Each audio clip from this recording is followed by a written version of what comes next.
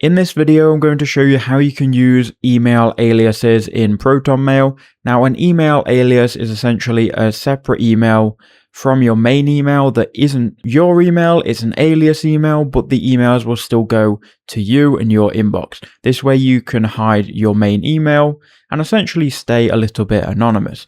So what we need to do is go to the ProtonMail website, then go to the 4 dots in the top left-hand corner, and then go to pass.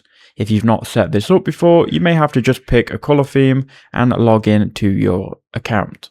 Once you've logged in here, you can install their extension, but everything can be done on the main screen. So you can then go to create a hide my email alias. It's then going to ask you to give it a title. So let's say we was giving this email for shopping.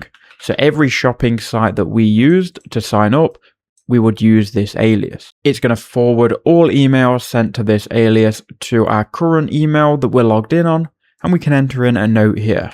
After we've done that, we can then click create alias, and you should then see it appear. You can then click and copy this alias, and now you can give this alias to wherever it's needed.